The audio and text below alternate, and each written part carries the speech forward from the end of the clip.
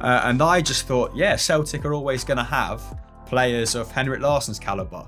And I was sat with the Lazio fans who were all just like fucking seething, obviously. Like a boy from Leicester, I'm like, this feels so far out of whack with reality. There's no rants and raving about fucking centre-backs not scoring enough goals. Going to interview Del Piero in Indonesia, and it's like, that objectively, that is a fucking cool thing to do. I have given myself to football and to YouTube and to like content for the last 5 years, and it does come at a slight personal cost. I think that's one of the biggest tricks your own mind can play on you, whether it's like a physical condition or a mental condition. It tricks you into thinking you're a member of this exclusive club. It was like having casual conversations about it that began to help, I guess, or telling my girlfriend how I really felt.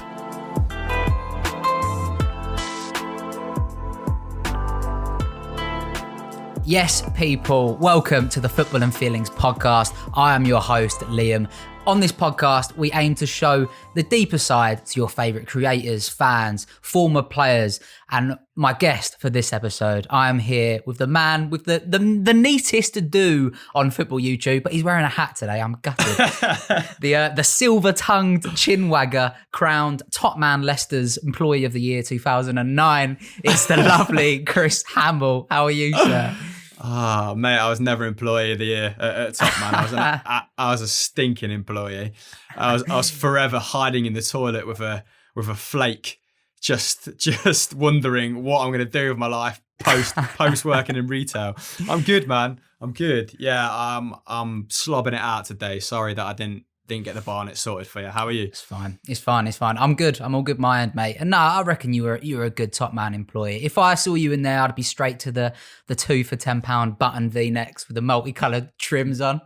Kids now won't understand. Like, they are so much better dressed than me and my friends were at 17, 18. Like, you see kids cutting around now that are like 13, 14 in Carhartt, Stussy, Obey, like premium streetwear. When back in the day, like you said, you went top man, you got the 2 for 10, you got the t-shirt with Rihanna on it. That's it. Yes, the chinos, yes. And you thought you were the bee's knees.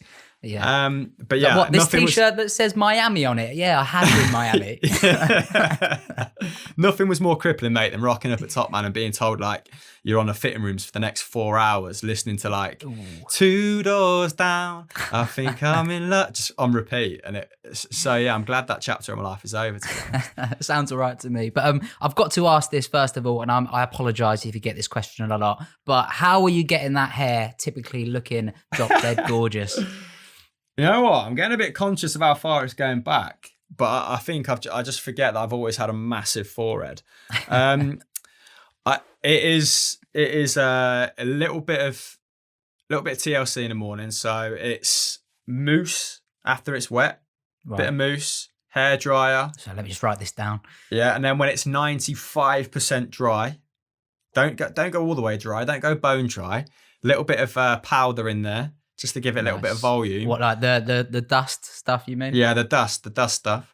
And then I get a little hairbrush, 361, and spray it with a bit of hairspray. Back we go, out the fucking door. There we go. I've got it, mate. I've got it down into like under 7 minutes. That's impressive, actually. It takes me longer to do mine just because I'm very precise over where it goes, but it always looks awful. One of those things that look better the less time you spend on it normally. You've got a strong hairline, bro. You need to embrace that. To be honest, mate, this is not going anywhere. My dad's nearly 60. He's got the straightest hairline. He's only just starting to go grey. But isn't it your mum's dad that you take after? Oh, okay. That's a very different story. He's as bald as you like. Oh, now I'm scared. I'm sweating. Oh, God. Okay, right. Let's dive into it. I want to start with a bit of football chat. I want to see how your love for the game that we all love, how did that develop? Not until a little bit later, to be honest. I was a bit of an odd child. Like, I just liked, my mum would just tell me, you just like playing by yourself. And I think that's why I just became quite bossy, because I never had to concede power to anyone when I was growing up. My dad was a huge Celtic fan. and his parents were from Glasgow. They're from the Coat Bridge area.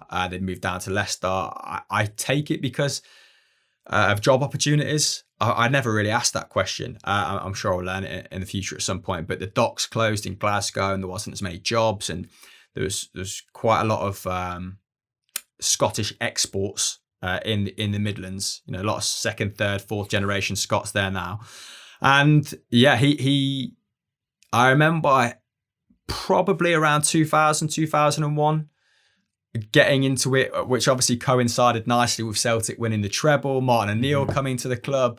And I just thought, yeah, Celtic are always going to have players of Henrik Larsson's calibre, Chris Sutton, John Hartson, Stilian Petrov, Champions League winner Paul Lambert, Bobo Bowdy, who could head it further than he could kick it. Like, what a monster he was. Mialbi, Valgarin, like all these like genuinely good players, a team of like alpha males, if you will. You've got Scott Brown behind you, I can see that. At least what I perceive to be. There he is. I mean, yeah, my love for him came a little bit later. And then things took a little bit of a nosedive. You know, I think it was the run to the UEFA Cup that well and truly sowed my love for Celtic. John Hartson's goal at Anfield, you know, like beating Liverpool, beating Graham Souness's Blackburn, where he'd spent a fortune. Like I took all this when I was young as a given. And then, you know, quickly realised in my mid-teens that it wasn't, and saw us lose nearly every away game in Europe. And yeah, losing to like Utrecht and FC Sion and getting like beat by Poznan, but then getting through on a technicality. Like, so there's been some ups and downs since, but yeah, Celtic are a brilliant club to support. A lot of people like tend to, but you have to watch Scottish football each week. But the Celtic community more than make up for that. And they are one of the best fan bases in the world. Obviously, my opinion is quite partisan, but they've literally been awarded by UEFA and FIFA the best fans on several occasions. So it's there in black and white, mate. So yeah, it's that sense of community. It's that sense that that the club are quite politically active. There's that feeling amongst the fans that it's not just about football. There's the Celtic FC Foundation, who do a lot of good work. Obviously, they've been quite divisive in their politics, but there's a humanity amongst the Celtic fans, which I don't think you find at many other clubs. And that's what's kind of kept me, even in the absence of like physically being able to go to Parkhead, sort of connected to the Celtic family. Yeah. Do you get there often? Obviously not now, but in recent years, it's quite a trip for you. It is. From Leicester when I was younger, like the 9-hour drive to Parkhead. Funnily enough, my dad wasn't willing to do it to go and watch us smash Kilmarnock or St Mirren. My first game was against Aberdeen when Craig Bellamy scored a volley at the death, I think, and we won 3-2. I don't think I've ever seen us lose at Parkhead. Maybe I'm a lucky charm, mate. I was there for the Barcelona game and we won 2-1. My dad and my cousin, who I go and stay with when we watch Celtic, only told me that I wouldn't be sitting with them when we got to the stadium, and they went off to the director's box, and I sat with his friends and watched from his season ticket seat. But nonetheless, like, what an unreal night. Like, I remember looking up at the scoreboard after Tony Watt scored and seeing like Celtic 2, Barcelona 0, and just thinking, like, I'm dreaming, like looking at the scoreboard and not believing it, like just totally dumbfounded. I've seen us, you know, beat Villarreal and Nakamura. That's a good Villarreal side. Marcos Senna in midfield, and a couple of games when they've come down to Leicester was like my first taste for it. I think that was part of the deal for Martin O'Neill going up to Celtic, actually getting a couple of friendlies in against Celtic. But I went away actually to Stadio Olympio last season. Nice. And sat with the Lazio fans, which obviously not as a Celtic fan because I didn't fancy getting shivved. But that was some experience because we won in the last minute, which was, again, doesn't happen to Celtic away in Europe. First time they've won in Italy. Oh, wow. And I was sat with the Lazio fans who were all just like fucking seething, obviously. But yeah, there's an anger in that fan base, mate. A politically fueled anger. So yeah, don't get there a lot. But as I said, Celtic are such a global club that you're only a stone's throw away from a supporters club. It's ridiculous. There's one in Covent Garden that I go to, and do you know what's fucking cosmic? Seeing like fans of Arsenal and Tottenham come in and watching them be told that their game isn't going to receive preference in this bar situated in the centre of London because this is a Celtic club, and they're like, what do you mean? Like Arsenal are playing whoever, Man United, and they'll have like Celtic versus Sparta Prague up on the 70-incher, and I'm just like, yeah. And this is because we're a proper club, Tottenham fans. Yeah, those little victories. Yeah, exactly, mate. Those little moral victories. That's what I hang on to. But yeah, don't go as much as I want. But it's not hard. It's not hard to still feel connected. Do you feel like you have sort of flown the flag for the Scottish Premiership? Because a lot of people, like you just said, see it as underappreciated. And then at times people see it, or not at times, right now, people see it as monopolistic because of Celtic's reign. Is it a hard sell for people? I'm definitely not flying the flag. I'd be lying out my fucking teeth if I said I was flying the flag. Like, I am not. When I was younger, like I obviously in the playground, I remember when Nike announced their Sky deal, Celtic announced their Nike deal, and I walked in just like fucking Conor McGregor, as if like.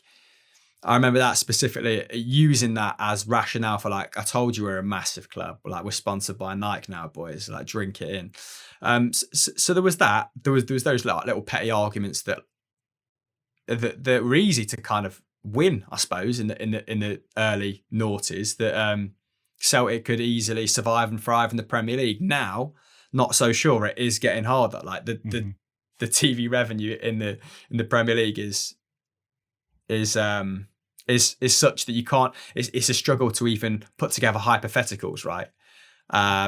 So yeah, not flying the flag. I do think that there's much more talent in the Scottish Premier League than people probably want to admit or attest to, and there's been some obviously very good exports from Celtic and Rangers that have gone on to play very well in the Premier League. So I do think it's becoming an increasingly interesting space. Like if I was a 18 to 20-year-old in one of the development sides for the bigger teams, and I saw my pathway blocked to the first team, I would absolutely go to Celtic and Rangers, possibly even Aberdeen, Hibs.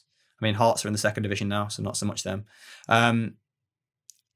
Who is it? Max Lowe, who played for Derby last season. He went on loan to Aberdeen, got into the Derby team as a result. Now he's at Sheffield United. Obviously, I don't need to kind of list the Van Dijks, the Wanyamas. Like they tell their own story. But I would absolutely be going up to Scotland if I was in that scenario. And Celtic's whole recruitment plan is based around that now. We've taken kids from Arsenal. Obviously, Jeremy Frimpong's already like on the radar of a lot of big clubs. Excellent again against Lille at right back. He was in Man City's development squad and knew he wasn't going to get into the team. And will likely sell him back to a top half team in the Premier League. So I kind of accept that that's our model now. But it doesn't mean you can't innovate and be interesting with it, right? Which I do think Celtic are doing, to be fair. Yeah, of course, yeah. As a fan, would you rather see Celtic winning it the league every year, or would you rather there be that balance just to bring a bit more excitement, a bit more maybe not more passion, I suppose. I think that's the wrong word, but you know what I mean. No, I think so. I think Celtic need Rangers to be good to drive them forward as a club. Like, there's no way that Rangers should even be in sight this season. Like, if we'd had been really, really diligent and really ambitious every summer since their demise in 2012, was it? With the whole Sevco thing. Yeah.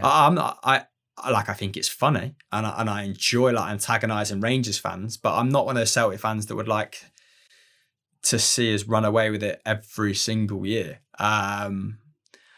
Like I've got those painful memories of, was it Helicopter Sunday? Is that what it was called? Celtic lost the title on the last day because they lost to Motherwell. Rangers won it because I think maybe they beat the likes of Dundee United. And like, that's a terrible memory for me, but it's a strong emotional like memory that I can resonate with, and that's what gives you that grounding as a fan, and that's what you can draw from that. That's what you want to compare things to moving forward. And I remember sort of when Tommy Burns died and Celtic managed to turn it round in the last 9 games of the season, and you had what's his name, Jan Vennegoor of Hesselink scoring a winning goal against Rangers in the last Old Firm game of the season, pointing towards the sky, and and it just meant more. Great, yeah, it's great. Brendan Rodgers definitely brought more to the club. Definitely professionalized it, made it more tactically fluid or whatever. But some days I just opted to watch Leicester instead, or opted to watch the Premier League instead, because I knew chances are we're going to roll this side over. I could watch the highlights, and you know what, I'm talking about this Premier League game tomorrow, so I'm not going to go out my way to make my schedule more convoluted. But yeah, I don't mind. So I don't mind the struggle, and I don't mind the competition. Like I welcome it. Yeah. Excellent, great stuff. Now I want to touch on life pre-Football Daily for you, sort of how you earn your stripes. Really, how did the opportunity come about? First of all, to work at Football Daily, was it like a standard application process? Was it if you know the right person, then that helps you, sort of thing? Oh no, I didn't really see it as an opportunity either. I'm trying to get my lighting right. Like I was very much of the opinion that I'm going to do this for 3 to 6 months and then get out of it. Like I just needed some money because I just spent all my savings going to the New York Film Academy. Mm-hmm. Because my dad passed away in like 2015, and I'd been at an advertising agency for a couple of years, and advertising is so archaic, mate. It's this like the same people doing the same job or looking after the same accounts for 10 years. And I was ambitious. All I wanted was to see progression, and it was blocked a couple of times. This senior writer saying like, I'll take you under my wing. And then someone telling him, no, you can't do that because that takes up your time. I need your time spent on this account. So just to clarify, great people there, but it's not, I don't know if, I'm not Mr. Advertising. I don't know if this is a general rule of thumb, but doesn't lend itself as an atmosphere where you can sort of grow professionally, maybe. Mm-hmm. So yeah, after my old man died, I was like, okay, I'll carry on doing this for a little bit, but I need to do something for myself. I'm going to like respond as positively as I can to this scenario, right?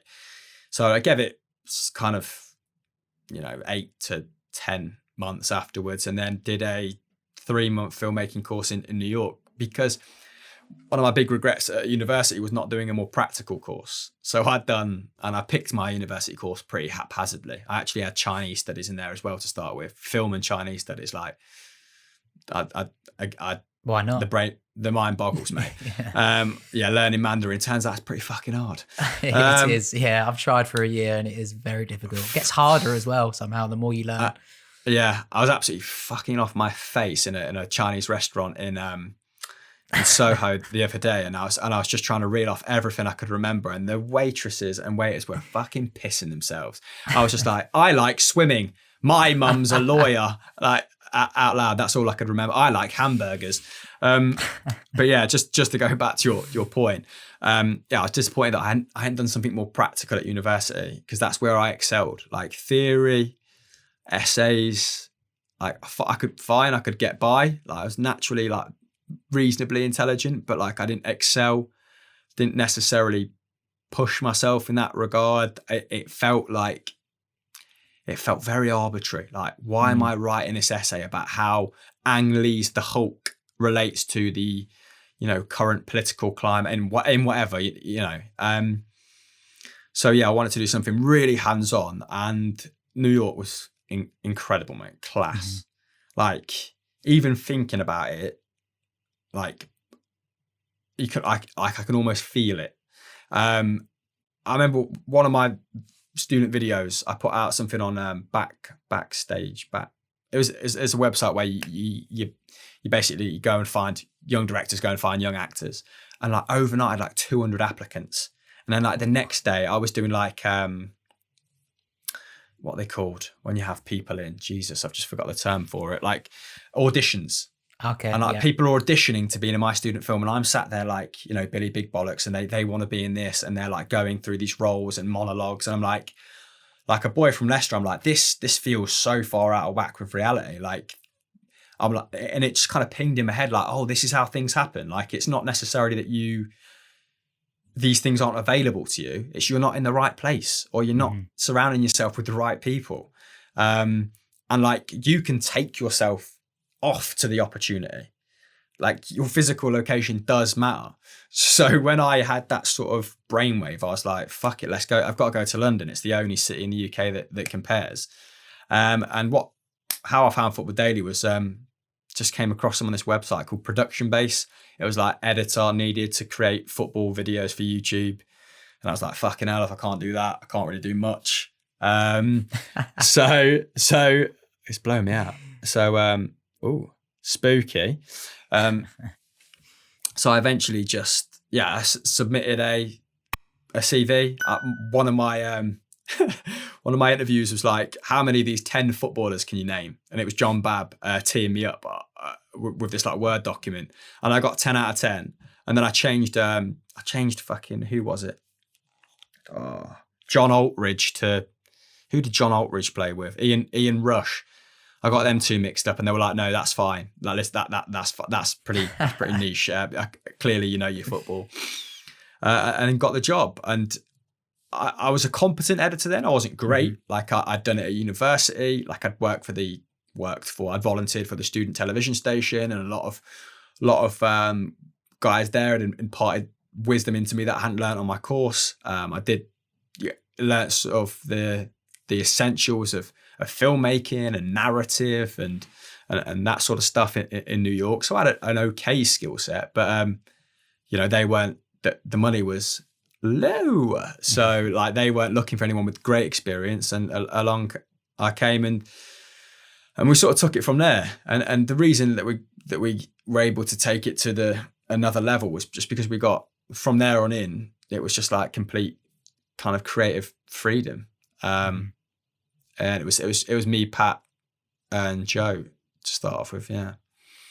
Great stuff. I want to touch on your experience in New York, because that's a place it's top of my list at the moment of places I want to go. I imagine for you there was this unreal feeling of being in one of the world's biggest creative bubbles at that point, especially for you to try and hone your craft. Do you remember that whole experience very vividly? And also, was it the thing that you needed at that stage in your grievance period after your dad passed away? Did that help you sort of expand your look on life as a whole?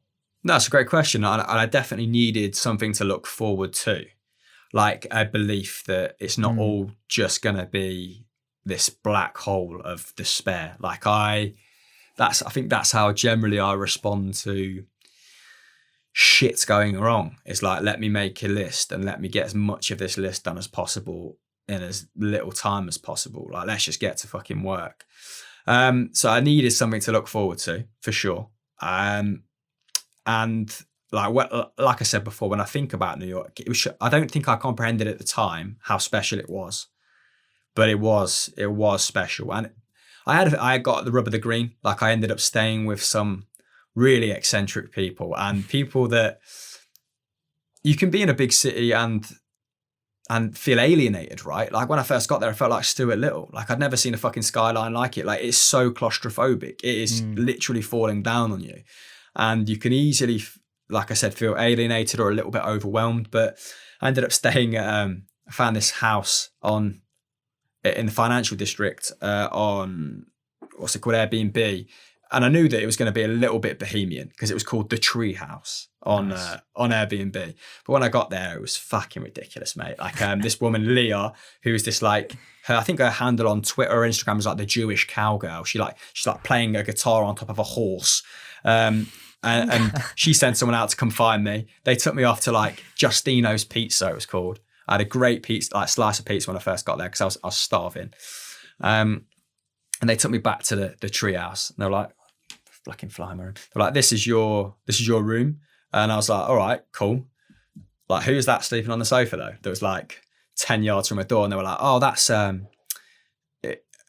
was his name? It was a Brazilian. What was his name?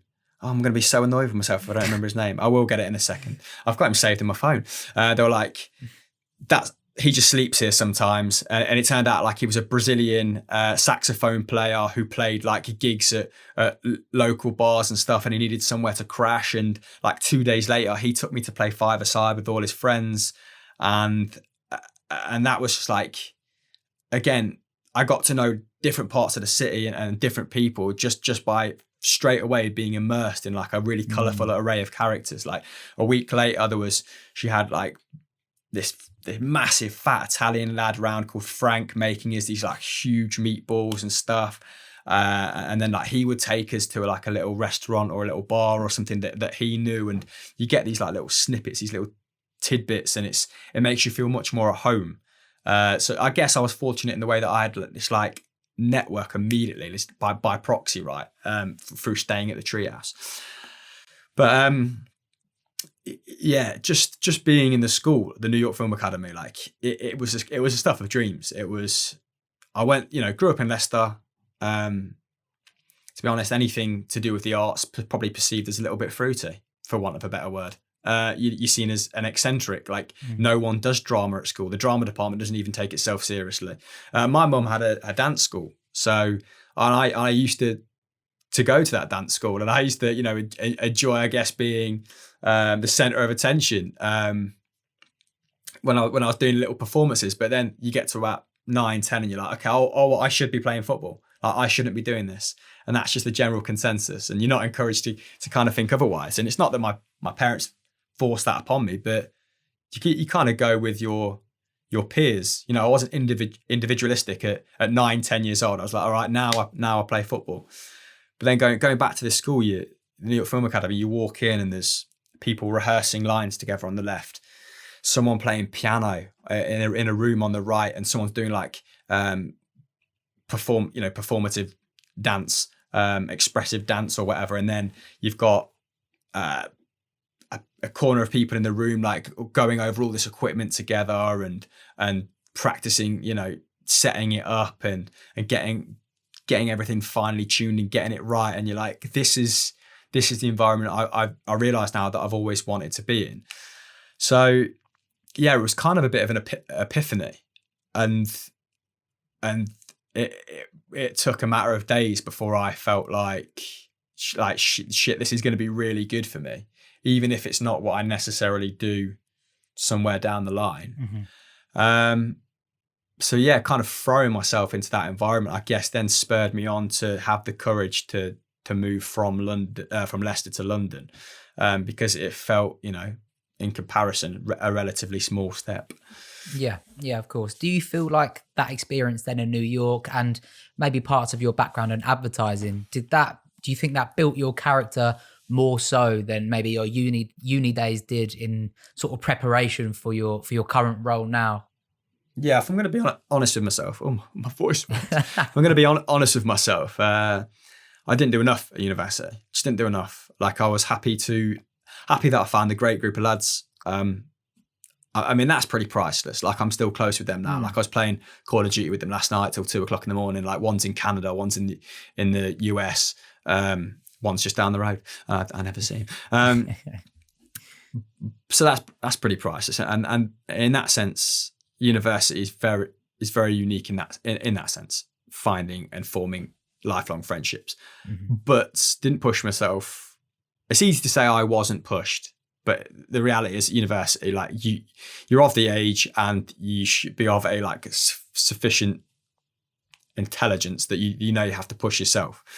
I did some stuff with the student television station, like I said, and that improved me as an editor. Like I learned some practical skills there, and that's why my advice to people that go to university is always go and try as many things as possible, like outside of your curriculum. Go and join as many student-led things as possible, because they're the people that are going to be like entrepreneurial. They're the people that are going to enable you to kind of pursue side hustles or side interests. It's that commonality, right? You should go and surround yourself with like-minded people. It's just sound generic advice. So the TV station did that to me for an extent. But yeah, I could have done much more. One big thing I did was I went to Ghana to coach football at the end of my second year. And that was like obviously a huge cultural shift. It was the first year they'd done it. Like we stayed with Ghanaian families for like 2 to 3 months.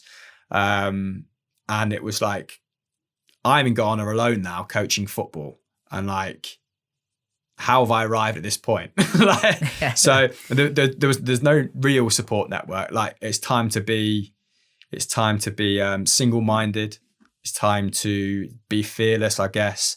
And it's time to make the most of the situation. Like, so I wouldn't have had that opportunity had I not gone to university either. And that's one thing, again, like that probably predates, like going to New York meant moving to London was easier, but going to Ghana meant that, oh, you know what, spending 3 months in New York is going to be a fucking piece of piss in comparison. So you kind of have to, I guess it's all about momentum. Yeah. I built a sufficient amount at university, but I could have built, much more. So yeah. Yeah, I can see that. Like, I feel like uni it makes or breaks a lot of people. And it depends completely how you throw yourself into it. For me, I started uni at 23. I'm in my third year now at 25, and I think of myself on that first day, and I honestly think I was a more confident person on that first day. Yeah, because I went in not caring about anyone's opinions, but I remember for the first semester, I'd always be answering questions. I'd always have my hand up. And I remember, and people would just look at me in this obscene way. It's like I was in school. It was like I was trying to rub up a teacher the right way. It was like, no, I'm just fucking paying all this money. I'm trying to get the most out of it. And sort of subconsciously, I guess my confidence took a knock on top of that, which is a shame, really. I've only really thought about that recently, which I'm currently trying to flip that round again and to build it back up. But I think it can make or break people, but you do have to throw yourself into everything possible. But I think that's a really good point that you made, because you are naturally going to be a bit more brazen. You've gone into an environment you like.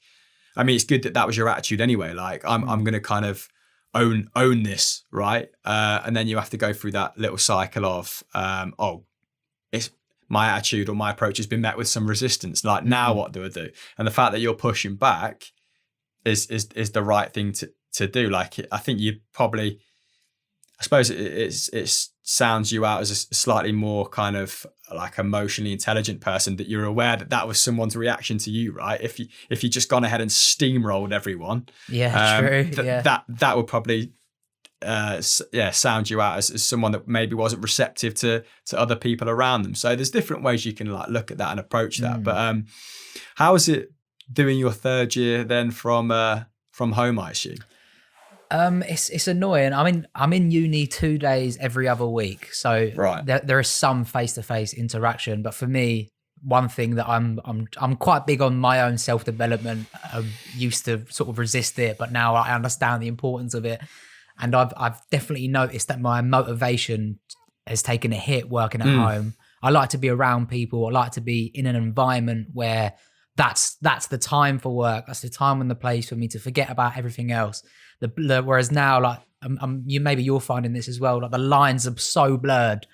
So like you're waking up and you're sort of working where you're eating, and then you're sleeping where you're doing some work at the end of the day. Is that something that you've struggled with a bit? I think it's a really good point, and I'd be lying if I said that. Like at first, I sort of thrived on it because it was like in the office, there's such a stark comparison being on your own and working in the Football Daily office, which at times was like a sixth form common room, because it was just a bunch of lads that it was like the lost boys, just unruly. Like people would get their work done, and that energy would like definitely help to kind of fuel the culture, which built the product, right? But you could probably, if we're being honest, get done what you got done in 8 hours in the office, done in 4 hours at home. So there was that initial kind of burst of like, oh God, I feel like I'm so efficient, I'm flying. Yeah. Like, but that's not necessarily just a like unequivocal positive.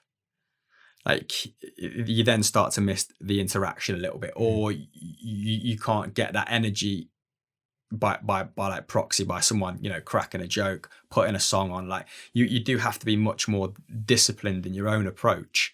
And yeah, if I don't like, what I found, if I don't start the day right, whether that be making a list, whether that be like going through the motions in the morning, making my bed, making a coffee, doing a couple chores before I then start work. Like if I'm not a little bit more structured with my approach, and more organized, I can, it's not a long sort of, I'm not long off, you know, I could just stick the Xbox on, play Call of Duty for a couple of hours and away we go. But yeah, there's been challenges working from home, but it's, again, like a challenge that's been good. It's been good to sort of explore a different mindset, like you said yourself, and like kind of find ways to bring yourself out of that and to get through it.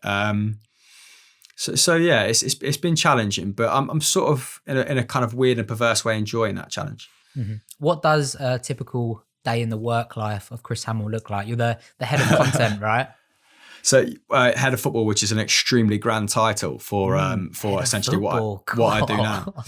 Yeah, I'm just a producer, to be perfectly honest. Like, it's got to the point now where everyone on Football Daily is like highly skilled for our profession, let's say. Very self-sufficient, very capable guys. At first it was all about like maintaining standards, driving the product forward, getting better at presenting, getting better at editing, raising the production values. And now being in lockdown's thrown a few of those things right under the bus, right? So we worked our arse off for 2 years to have a studio and to shoot on a studio, or in a studio that we were proud of, that where the backdrop wasn't a fucking manky old green screen, and where, you know, we didn't just have a picnic table with some newspapers spread in front of us. We had chairs that we'd brought, you know, and a set that we'd loosely constructed. But we don't have that now. So that kind of sense of pride has gone a little bit, I guess. But my day to day in lockdown is yeah, like I said, get up, go through the motions. I've learned this a little bit important. That's a bit of an oxymoron, isn't it? It's important not to just get up, boot up the computer, start my emails, like start my day. Like take a beat, take 5 or 10 minutes, like I said, to make a coffee, to maybe even, like, it sounds boring, painfully dull, but do the dishes, take out the bins, like do some life admin before I jump straight into the football. Otherwise it just becomes, you start to neglect everything else. And yeah, I've been much more militant with my running as well. Like, the first 3 months, it was all about survival. I was in survival mode. It was, how do we get through this as a channel? Like, the whole industry is going through such a tumultuous time. And then it was like, shit, I haven't been outside in 2 days. Or it was like, yeah, this isn't going, like, I've been here before at the start of Football Daily. This isn't going to end well if we all continue to work ourselves to the bone. So, like, taking an hour or half an hour at lunch, or taking an hour to run and go and grab something to eat is great. And you get that time back by not having to commute anyway and all that sort of shit. But yeah, it's getting up, setting the tone for the day, sending out some emails, because I think in this period it's important to over communicate. So it can feel like you're micromanaging people, or that you're like telling people how to fucking suck eggs, but it's like important to over communicate in a lack of like physical presence. So it'll be send those emails. It will be prepare adequately for a show, like get a show shot, give yourself enough time to send that over, which is like something I'm not to think of. It's like sending over a fucking WeTransfer file that takes 4 hours because my internet's shocking. And then it's kind of thinking about, you know, what tomorrow looks like, or what next month looks like, or why is this show underperforming? Does this format suit lockdown better? And it's YouTube's such a fluid environment that it'd be stupid to think you're going to have a set day or a set week for longer than a month. Like, it's a little bit different so like the guys now, some of the more junior guys, they might have edit transfer or edit a top 10 editor, and I went through that. And like they were properties that I would have edited like relentlessly at the start. But now it's like, we've got a template, we've got a house style. they stick to that. And they're ambitious guys as well. They're suggesting things here and there. They want to be on screen, and rightly so as well, because football daily only works when individuals like go above and beyond, really, and that's how I've been able to survive. But yeah, now it's like, all right, Chris, 3, 4 years, 5 years down, like you can't keep acting or working the way you were a year or 2 years ago just because you find that comfortable, like you find it comforting having a basic and full schedule. It's now like, what does this product look like in a year, 2 years time? How do we get better? How do we get bigger? And I think if you don't have that sense of like that relentless pursuit of improvement or perfection, you're gonna get stale real quick. Yeah, I know what you mean. Do you? I imagine it can be quite strenuous, almost like you're chasing the content dragon, as it were. Is it like stressful overseeing this scale and quality of content, especially in such a fast-paced world like football? Well, now the structure's a little bit different. Like at first, I must admit, like I wasn't very good at delegating, and like I would try and do everything. I was doing like fucking like buying new office chairs for people at the same time I was trying to prepare for a show, and then like edit a mini documentary as well, or like trying to launch a new series while simultaneously doing 10 people's reviews in 1 week. And it wasn't good for me, and it wasn't good for the channel. So I had to learn how to delegate. I've got an excellent team from, we don't really do top to bottom. We've just got an excellent team, and people are pulling their weight in lockdown. We've got rotas for who checks what on what day. Everyone's very accountable for their own stuff. So I don't feel the need to like child mind people. I might watch things here and there, I don't know, massage my own ego, make sure it's up to my standards. But yeah, it's more so about like, you've kind of caught us at a weird time. It's more so like, right, we've kind of survived lockdown. Some of our rivals haven't. We've been fortunate enough to survive. Like, we're now a bit more robust because we come under the Sky umbrella, but what does the space want from us now? What is going to thrive in the space? Is this product now old hat? Like, we replaced a bunch of that stuff, like, and you see younger like upstarts doing really well on the platform. Is that and they're coming to replace you? Like, make no fucking mistake about it, if you don't keep ahead of the game. So that's what we're kind of going through right now, like maybe a little bit of a cultural transformation. But I think that's what lockdown's brought on for loads of people, right? Like the need to kind of look within themselves and question themselves and how they're doing things. So I suppose that's been one of the more positive ramifications. Mm-hmm. Yeah, as a consumer of the channel, it seems to be like the perfect balance between almost, it has like a fan channel feel due to its like informality in places, but it has a very journalistic approach. Like there's no rants and raving about fucking centre backs not scoring enough goals and stuff like that. But is there like an overhanging brand value that sort of represents that at Football Daily HQ?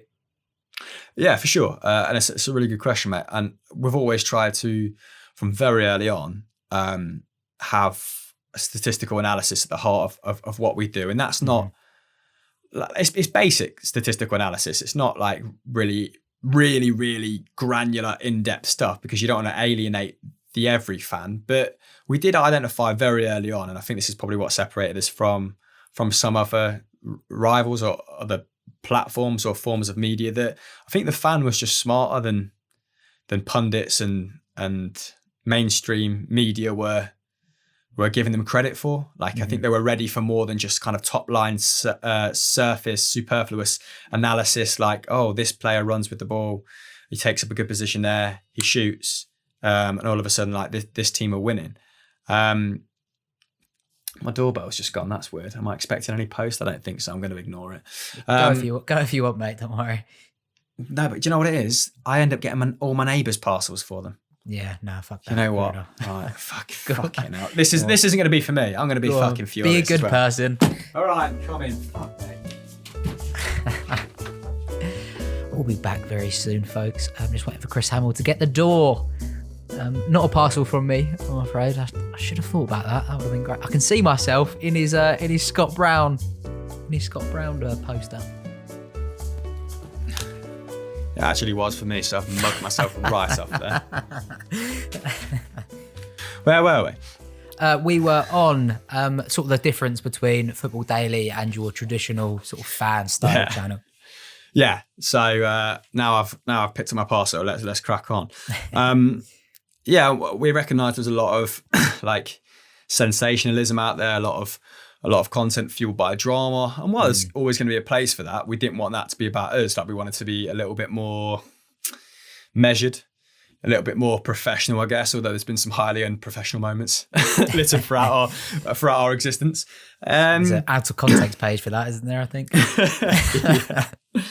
And people responded to that. Like they responded to sort of the I don't know, as trying to be a little bit more. The way I originally kind of started off was let's give people like pub ammo, right? Let's make them feel like smarter, better, more well-informed fans.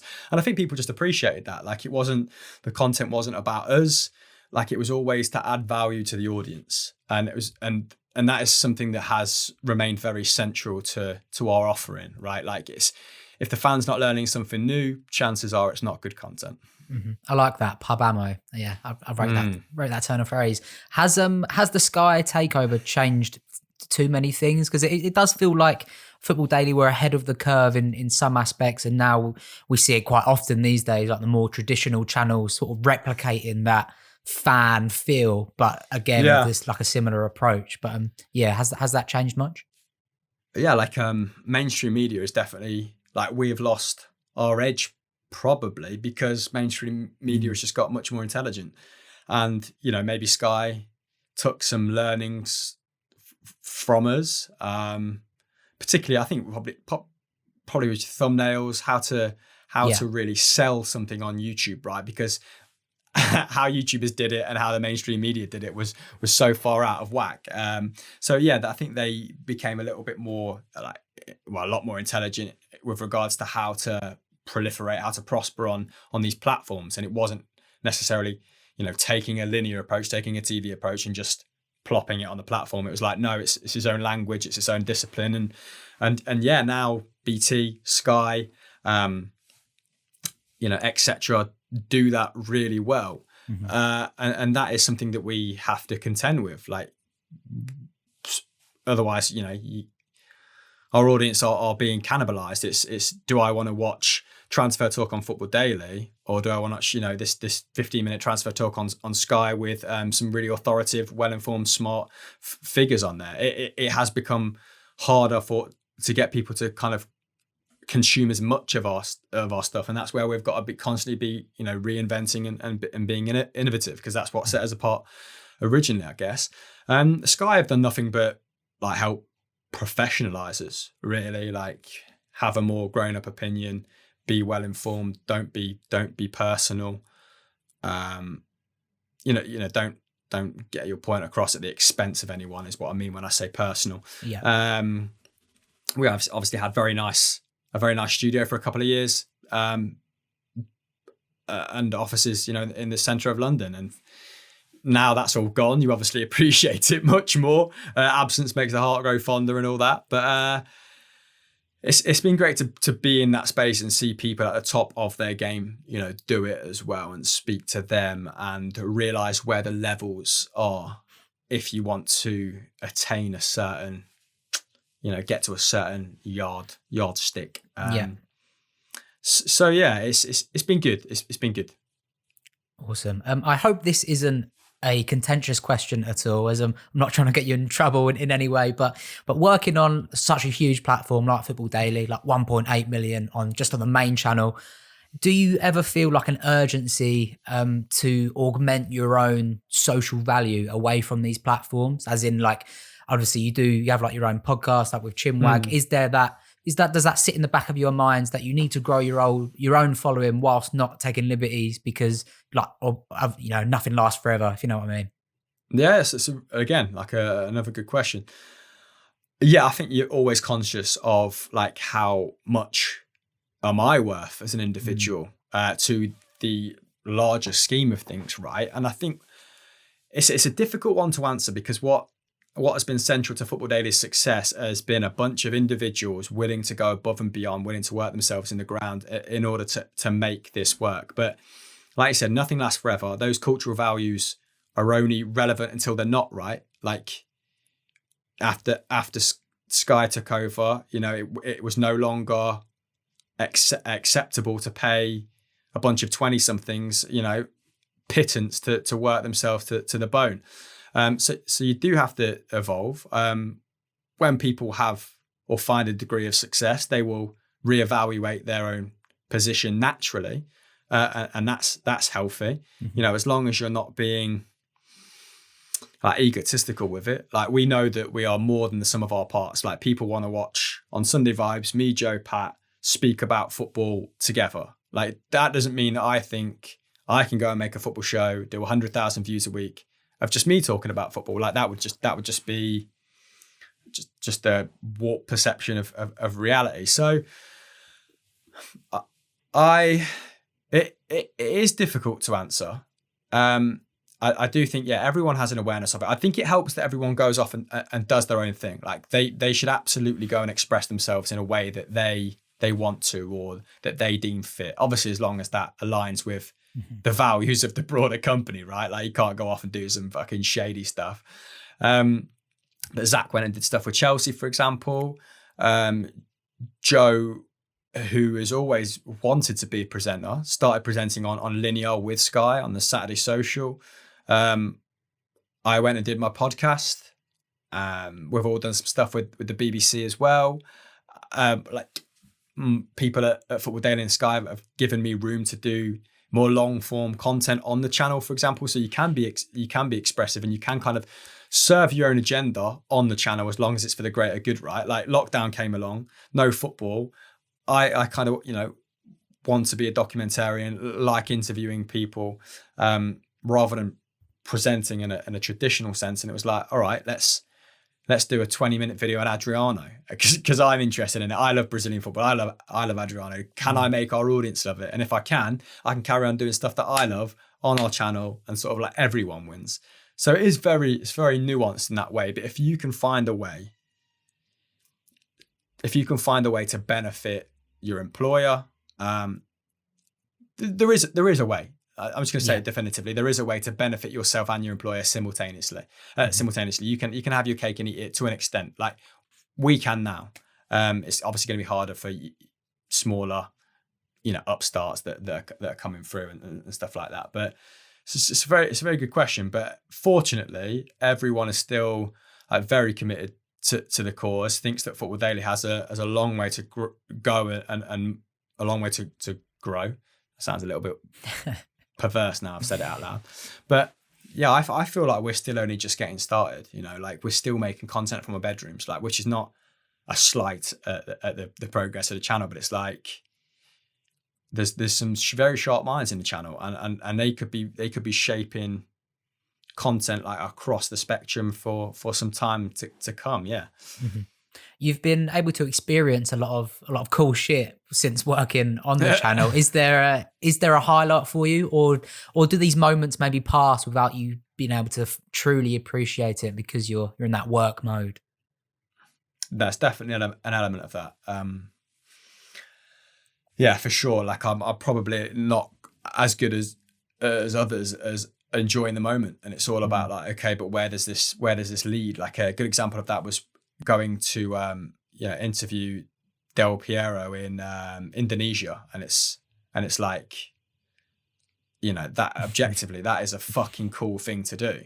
But then I'm on the trip thinking, all right, while I'm on this trip, how do I get Heineken, or they own San Miguel at the time as well, I think they still do, how do I get them to sponsor some content like off the back of this? How do I secure Football Daily's long-term future, like using this moment as leverage, maybe, or this piece of content as leverage? So it's not like, I'm going to kick back and enjoy the success of like how we've got to this point. I can get a little bit obsessive and a little bit. I don't know if it's counterproductive. I suppose it can be. But yeah, there's and there's moments that are like really fucking cool, like you say, that the before and after isn't so fucking cool. Like waiting 8 hours to interview Dani Alves in a hotel lobby. Like people don't kind of see that side of it. That's not cool. Interviewing him, he was an absolute gent, by the way. He'd been in this tiny room, burning up, the most celebrated man in football, most trophies. He'd been talking to big media for hours and hours. We got there, like lovely as you can ask for, smile on his face, joking around with us, trying his best to answer in English. And then like afterwards, you obviously do the interview, you straight home on the Channel Tunnel, and there was like a terrorist threat while we were waiting to get our train, so it was like fucking hell. That's one way to taint the experience. So yeah, this I think I'll probably have a greater appreciation of that stuff when I want to sort of slow down a little bit or take stock or evaluate my own position or something like that. But that's definitely happened a bit more in lockdown. Like I was doing some throwback pictures on my sort of Instagram timeline. It was like, oh, look at when we didn't have a clue where we were going with this or what we were doing, and we somehow got 6 minutes with Thomas Muller. Like that is funny. Like how did that happen? And stuff like that. So there has been some really cool experiences, but particularly India as well. Goa was fantastic, and hopefully there's a lot more to come as well. Yeah. Mm-hmm. You were talking about there like the time you were waiting in lobbies for hours and hours. Is that one of many struggles that maybe like the viewers don't see off camera? I'm sure there's a lot of tension at times to meet deadlines and things like that. Yeah, I wouldn't call it a struggle. Like it's still a privilege. Like if I started, if I labelled that a struggle, I'd just be out of touch with reality, wouldn't I? I'd be a proper dickhead. So like that it's boring. And it's obviously a little bit like, yeah, I think boring is probably the perfect way to sum it up. But it's all part of the bigger picture. Like the interview and the waiting is still part of the interview, if you get what I mean. So it's you can't really separate them to that degree. And it's also like, all right, guys, you've got over 1 million subscribers on YouTube, but here you are in the wider world. Like you've been living in your own little bubble in the center of London, making all this content, feeling like you're the center of the universe. But guess what? You're the last on this list. You're the least important guests here. And you will get whatever time Dani wants to give you at the end of the day, and you will be happy about it. And it's like, that's good. It's good to sort of swallow that pill. Like it keeps you, this fly is absolutely getting it. Yeah, you got to have that sense of humility, and those kind of things keep you in check. So if you're just walking in, interviewing and walking out, I think you come away from the experience like as a less well-rounded person, I guess, because I think YouTube is quite insular, and like I'm not really like someone that wants to be a YouTuber, but like things are now happening with obviously KSI and Logan Paul, where it's like, you can't ignore it. It's just become like, they've obviously kind of fueled this sense that like YouTube is the kind of like center of the media landscape. And it's very easy, I think, to get caught in that and forget that other things are happening. So yeah. Okay. Before we move on to the last part of this podcast, I want to know what sort of player is Chris Hamill? Limited player. Fucking limited. Are we talking like Kim Kallstrom limited, or are we talking like, I don't know? I'd be delighted with a Kallstrom comparison. Like, I'm distinctly average, and I've never been anything other than that. Like I've made up with some of my deficiencies before with like general decent fitness. Not when I was playing for football daily. Jesus. No. The fitness was terrible then. Yeah, in those games. Fucking hell. Chasing Paul Merson around. Like I couldn't even get like a 50-year-old Paul Merson who's like still got me it. for absolutely, like knows exactly what I'm going to do before I do it, and exactly like how to evade me with like half a knee. So yeah. No, I think I probably played my best football Sunday league like when I got back from university with my friends. Just like a team of like boys I'd grown up with who were good footballers, but didn't necessarily subscribe to that like football culture, which I still, can find a little bit cringe at times. They were just well-rounded people, had their own shit going on. Like we didn't like go and get absolutely fucking off a face like every Saturday or Sunday after a game. Like it was it was all quite nice and civil, and and like playing CDM, like covering a back four, being all right with taking a ball off them and just giving it to a better player. But yeah, so extremely limited, but a bloody trier, mate. That's Matthew Flamini, pretty much, but that's comparison. That's spot on, mate. Flamini, who Wenger signed because he was like running 14 kilometers a game. He was like the only person in Europe that was running 14 kilometers a game. Oh, what a beautiful man as well. Okay, on to the last part of this podcast. We're going to pick up the pace with some quick fire-ish questions. I call them long ball questions because they're straight to the point. They're direct. Are you ready? Nice. Go on, mate. Apart from football, what are you passionate about? Film, TV, producing, editing. What about outside of that realm? Outside of the media realm, is there any passions that are burning? Plants, for example, I can see behind you. This is a lovely little number. Oh. My girlfriend buys them and I end up looking after them.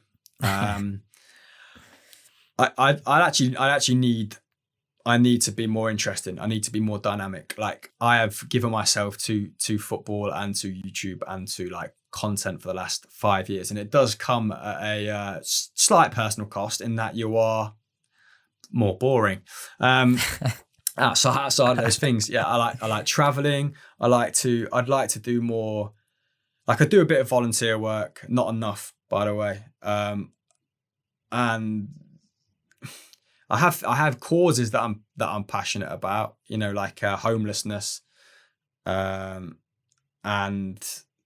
what else is it? But I mean, I donate a certain amount of money to charity, like, and do one thing a year. That doesn't really qualify me as like someone that does something about something they think they could feel passionate about.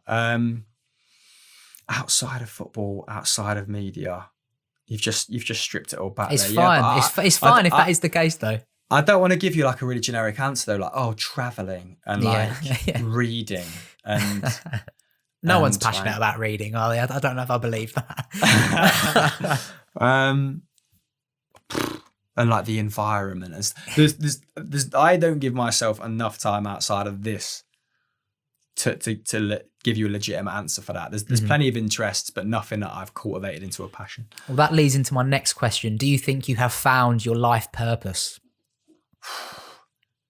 I think this. I'd like to think of this as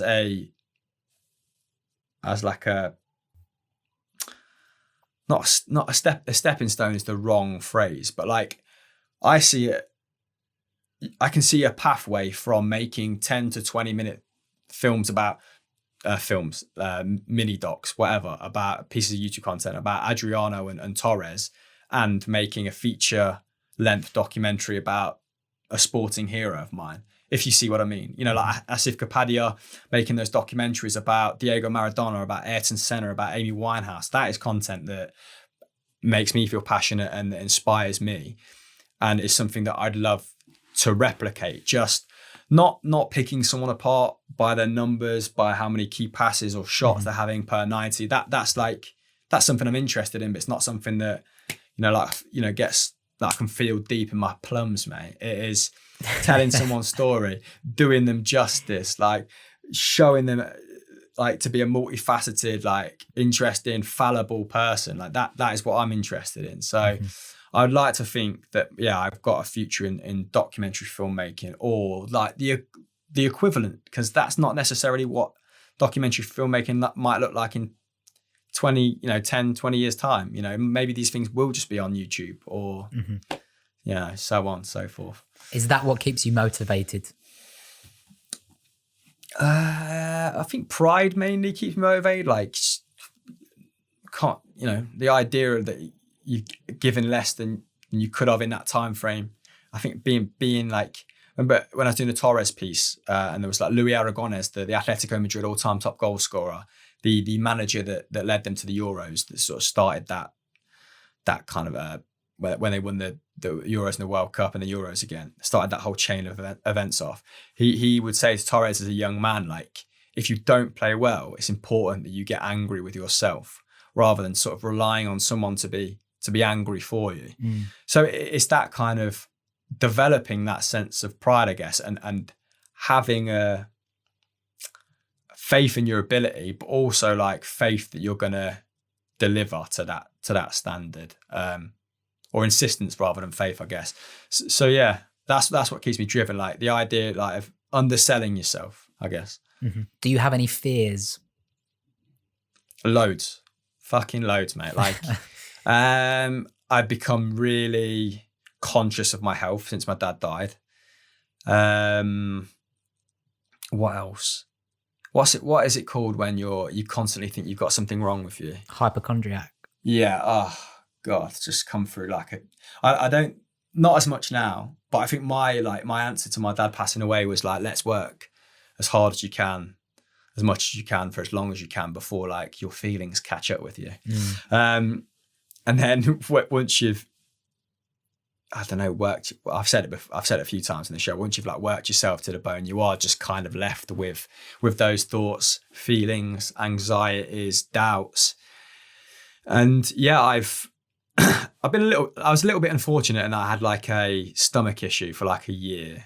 And it was weird. I had some like weird bacteria in there, and it was like a combination of that and like, I don't know, maybe IBS or something that was like making me feel like travel sick every day for a year, and that kind of really chipped away at me. That made me feel fucking awful. And then I had like daily headaches as well, and instantly I was like, well, clearly I've got a tumor. Clearly I'm on my way out. I had to have like a couple of CT scans. What's the one where you're lying down? MRIs. MRI, yeah. Yeah, and they were just like, you've got, just something called new daily onset headache. Like, would you like to take a tablet every day for the rest of your life? It's going to make you less resistant to exercise. I was like, no, fuck that.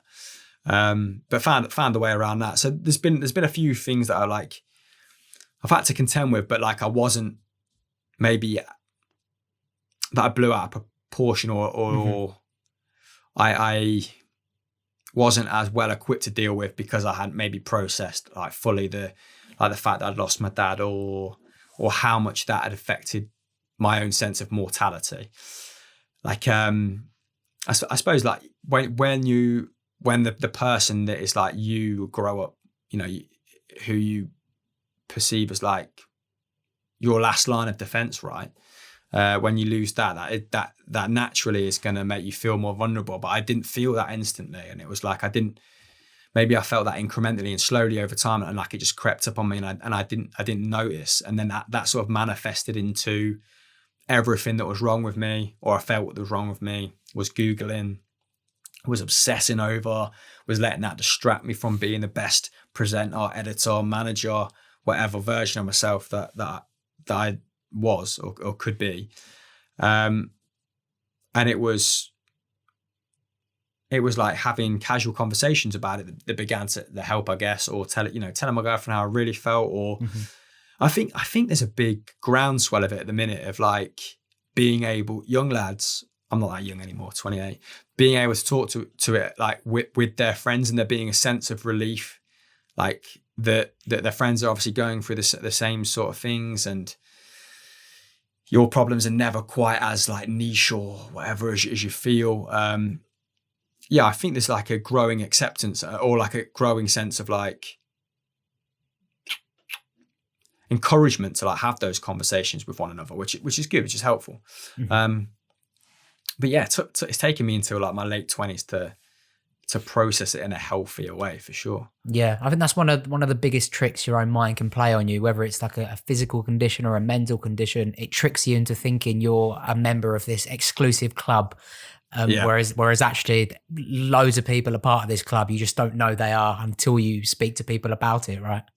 That's a great way to put it. It's a really good way to put it. And like, I guess pride playing an issue in that as well. Like if you, like, I probably felt that after my dad had died, I assumed his responsibility or his standing in the family, and like me showing any sort of weakness would be doing him a disservice, or like would be unacceptable in the face of my mum or sister's grief or something along those lines. A sense of like nobility, I guess.